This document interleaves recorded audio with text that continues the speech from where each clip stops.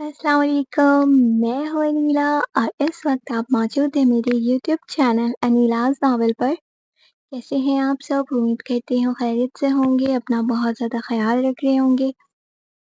तो जनाब, आज मैं हाज़िर हूँ इर्तिकाब-ए-जुर्म के किस्त नंबर 8 के पार्ट 2 के साथ। तो जल्दी-जल्दी मेरे चैनल को सब्सक्राइब कर दें, बेल आइकन के बटन को लाज़मी प्रेस करें ताकि मेरी हर आने वाली वीडियो आपको बर वक़्त मिल सके। 2 दिन से एपिसोड नहीं दे पाई, इसकी वजह ये थी कि मेरी तबीयत ठीक नहीं थी, मैंने आप लोगों को बताया था।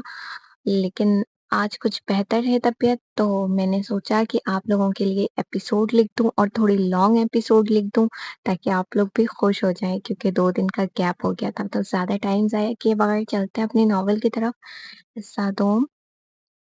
अंधेले पुतेक जाने के लिए रोड पर खड़ी बस का इंतज़ार कर रही थी, जब एक सफेद रंग की वीगो उसके बिल्कुल पास आकर रुकी।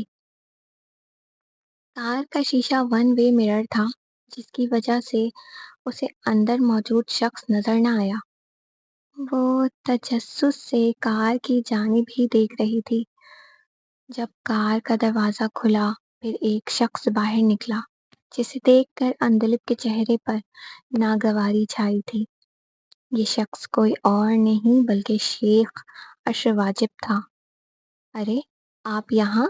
चलें, मैं आपको ड्रॉप कर देता हूँ। अशर कार से बाहर आया, फिर अंदलिब के पास आकर उससे मुखातिब हुआ। न जाने क्यों अंदलिब को देखकर बेख्तियार उसके जज्बात उसकी राहों में सजदा रेज हो रहे थे। जी नहीं, शुक्रिया। आपको बिला वजह तकलीफ उठाने की ज़रूरत नहीं है। मैं एक मिडिल क्लास लड़की हूँ और मुझे कार की नहीं, बस के सफ़र की आदत है। उसने उजलत से बेलचक लहजे में कहा, चेहरे पर बला की बेजारी नुमाया थी। इसमें तकलीफ की क्या बात है? मैं उसी साइड जा रहा हूँ, आपको भी ड्रॉप कर दूंगा। बस देर से आई तो आप लेट हो जाएंगी। वो फिक्रमंदी ऐसे जता रहा था जैसे सदियों की जान पहचान हो। बस देर से आई तो मैं रक्षा लेकर चली जाऊंगी, अंदलिप ने हतमी लहजे में कहा। फिर मुखालिफ सिमत जाकर खड़ी हो गई, जैसे कहना चाह रही हो, अब आप जा सकते हैं, मुझे आपकी हमदर्दी नहीं चाहिए। लेकिन उसने कहा नहीं। कमाल है, आप रिक्शा लेकर चली जाएंगी लेकिन मेरी कार में बैठना पसंद नहीं करेंगी। अशर हारे हुए खिलाड़ी की तरह दिल में अफसुर्दगी जबकि चेहरे पर मुस्कान सजाए अपनी हार तस्लीम करता हुआ गोया हुआ। लहजे में बेयकीनी और हैरानी थी। जी बिल्कुल, मिस्टर अशर, मैं उन मिडिल क्लास लड़कियों जैसी नहीं हूँ जो कार के पीछे भागती हैं। मुझे बस के पीछे ही भागना पसंद है। ये उसके लहजे का आखिरी जहर था, जो अश्र को जहर से भी जहरीला लगा था। वो मुस्कुराता हुआ अपना ब्रांडेड गॉगल्स लगाकर अपनी कार में बैठ गया। फिलहाल वो अपने दिल में जागे इस नए से बेखबर था, या शायद जानबूझकर बेनियाजी का मुजाहिरा कर रहा था। अंदलिब हैंडीकैप है, इसलिए इसलिए वो उसकी मदद करना चाहता था, और तो कोई वजह नहीं। खुद के दिल को तसल्ली देता वो कार की स्टीयरिंग तेजी से घुमा गया।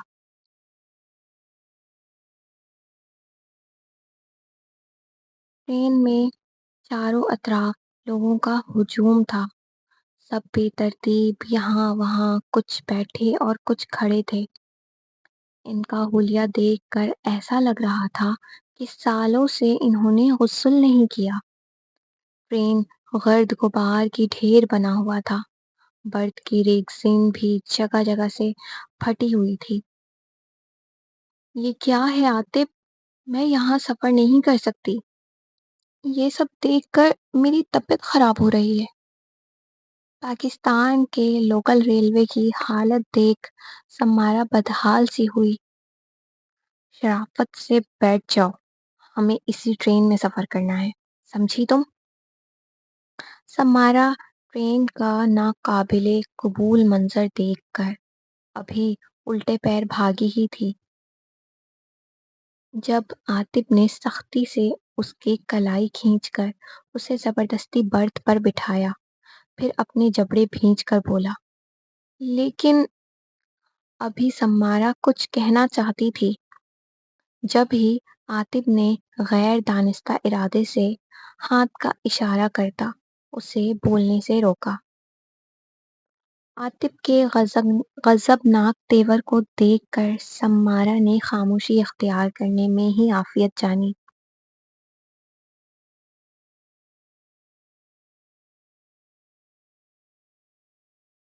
कॉन्ग्रेचुलेशन।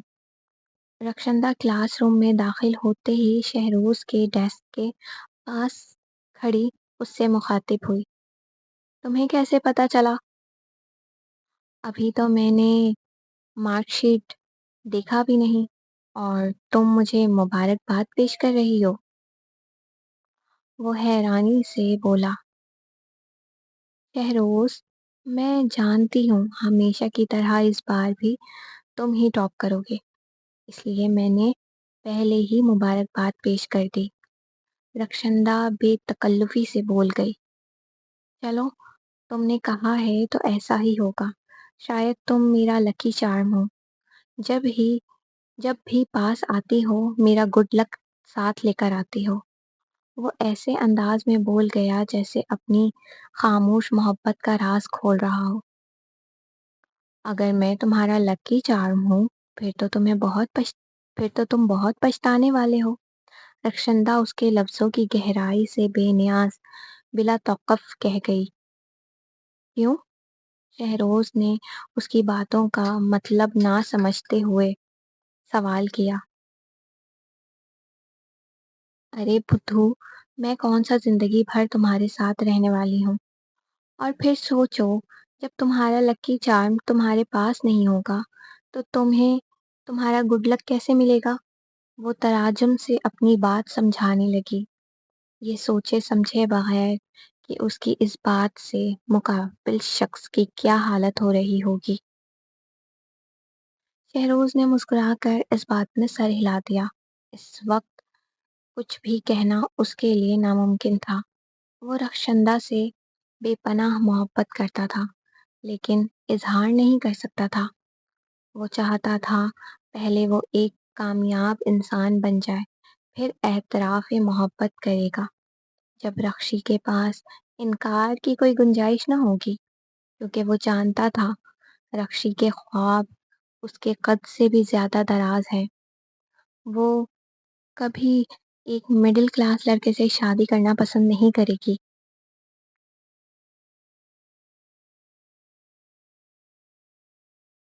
यहाँ ब्राइडल ड्रेसेस हैं, यहाँ कैजुअल और यहाँ पार्टी वेयर।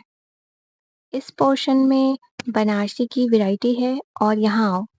बल्कि रुक जाओ, गुलहारुन ने एकदम अंदलिप को रोका।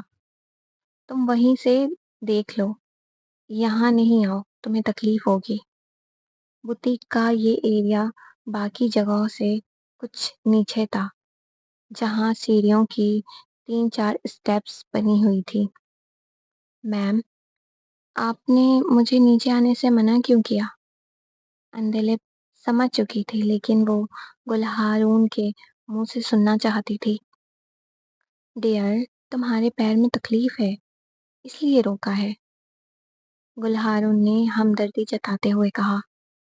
मैम, अगर मैं नीचे नहीं आऊंगी तो कस्टमर को डील कैसे करूंगी?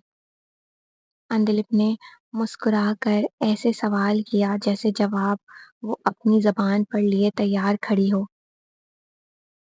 अंधलिप, और भी लड़कियां हैं, जरूरी नहीं है कि तुम यहाँ आओ।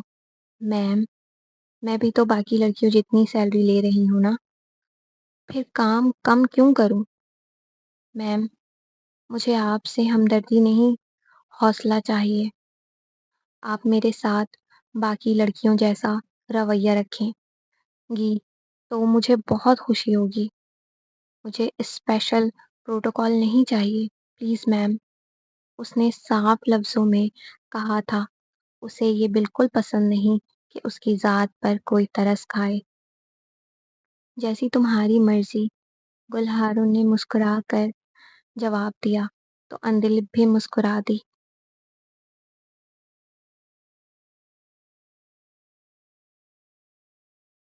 ٹرین کی انجن اور پٹریوں کے شور سے تو سمارا کو لگ رہا تھا اب اس کے کان سے لہو پھوٹ پڑیں گے۔ کہاں وہ پلین کے فرسٹ کلاس سیٹ میں سفر کرنے والی لڑکی اور کہاں اسے اب ان غریبوں کے بیچ بیٹھنا پڑ رہا تھا جسے وہ کیڑے مکوڑوں سے زیادہ کچھ نہیں سمجھتی تھی۔ اے لڑکی، بات سن! ایک بھاری بھرکم جسامت والی خاتون کالے رنگ کی چادر چڑھائی جس میں پیلے رنگ کے پھول بنے ہوئے تھے سمارا کے برابر میں بیٹھی اس کے کان میں سرگوشی کے انداز میں بولی، آپ مجھ سے مخاطب ہیں؟ پہلے تو سمارا نے انہیں نظر انداز کیا لیکن خاتون کے 3 4 بار بولنے پر اس نے پوچھا، ارے ہاں لڑکی، تجھ سے ہی کہہ رہی ہوں۔ خاتون سمارا کے نزدیک ہوتی ہوئی اس کے کان کے مزید قریب ہو کر بولی، جی بولیں۔ سمارا کو شدید غصہ آ رہا تھا لیکن نہ جانے کیوں وہ اس خاتون پر اپنا غصہ نکال نہیں پائی۔ شاید عاطف کی موجودگی کے خوف نے اسے روک رکھا تھا۔ یہ تیرے برابر میں باقا نوجوان کون ہے؟ تیرا بھائی ہے کیا؟ خاتون نے تفتیشی لہجے میں پوچھا۔ بھائی ہوگا آپ کا، میرا کیوں ہونے لگا؟ اس نے چڑ کر کہا۔ بھائی لفظ سن کر تو سمارا طیش میں آئی تھی۔ اچھا اچھا، ناراض کیوں ہوتی ہے؟ تو ایسے بول، تیرا قسم ہے۔ آپ تو بہت ہی عجیب خاتون ہے، نہ جانے کیسی کیسی باتیں کر رہی ہیں، کبھی بھائی تو کبھی قسم بنا دے رہی ہیں۔ وہ میرا قسم نہیں، میرا ہبی ہے، سمجھی آپ؟ سمارا نے اس کی باتوں کا مطلب جانے بنا ہی جواب دیا۔ اسے لگا قسم بھی شاید کوئی خونی رشتہ ہوگا۔ یہ ہبی کیا ہوتا ہے؟ خاتون نے تجسس سے پوچھا، جیسے سمارا کے لیے یہ لفظ قسم بالکل نیا تھا۔ ویسے ہی خاتون کے لیے ہبی مطلب ہسبینڈ، سمارا نے بڑی معصومیت سے جواب دیا۔ اب یہ ہس کیا تھا وہ؟ ہاں حسنین، یہ کیا ہے؟ حسنین نہیں، ہسبینڈ۔ سمارا نے خاتون کے غلط بولتے ہوئے الفاظوں کو درست کیا تھا۔ ہاں ہاں، وہی وہ کس بلا کا نام ہے؟ خاتون نے پھر سے پوچھا تو وہ یہ سن کر کافی حیران ہوئی۔ ان کے اندازے کے مطابق تو ان کے زمانے میں حبی جیسا کوئی رشتہ نہیں ہوتا تھا، پھر یہ اب لڑکا لڑکی کے بیچ یہ کون سا نیا رشتہ قائم ہو گیا تھا؟ ہسبینڈ مطلب یہ کہ وہ میرا کیا ہے، ارے کیا کہتے ہیں اردو میں؟ سمارا کو یاد ہی نہیں آ رہا تھا۔ مطلب میری میری اس سے شادی ہوئی ہے۔ بالآخر سمارا نے اس خاتون کو اپنی بات سمجھا دی تھی۔ ارے وہی تو میں بولوں، یہ تیرا قسم ہے، پھر تو کہتی ہے نہیں ہے۔ ابھی کو اردو میں قسم کہتے ہیں؟ سمارا نے بے یقینی سے پوچھا۔ اور نہیں تو کیا؟ تو ویسے تیرا قسم بہت ہی سوہنا ہے، اسے اپنے آنچل میں باندھ کر رکھیں، کہیں کسی اور تتلی کے پیچھے نکل نہ جائے۔ خاتون نے سگے رشتے دار کی طرح مشورہ دینا شروع کیا۔ پھر کیا تھا، پورے راستے وہ خاتون سمارا کے کان کھاتی رہیں۔ سمارا تو ان کی آدھی بات سمجھ آتی اور آدھی سر کے اوپر سے گزر جاتی، پھر بھی وہ مسکرا کر سر ہلاتی رہی۔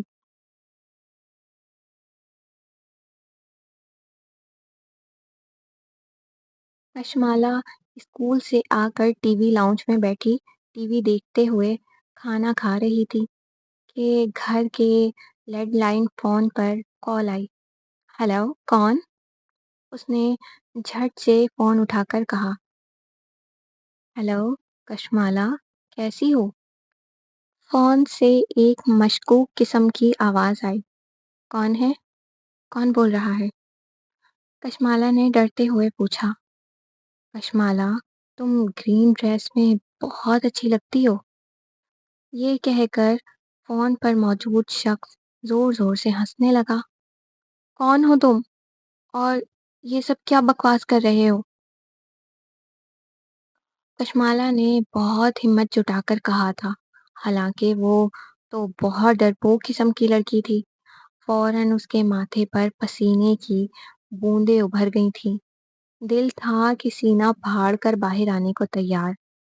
اس کے چلانے پر فون پر موجود شخص نے کال کاٹ دی۔ آج کے ایپیسوڈ کا اختتام ہوا، تو آپ لوگوں کو یہ ایپیسوڈ کیسی لگی؟ اپنی رائے کا اظہار کامنٹ سیکشن میں ضرور دیجیے گا، مجھے لازمی بتائیے گا، اپنا فیڈ بیک دیجیے گا۔ آپ لوگوں کے کامنٹ سے مجھے حوصلہ ملتا ہے۔ اپنا بہت خیال رکھیے گا۔ اللہ حافظ۔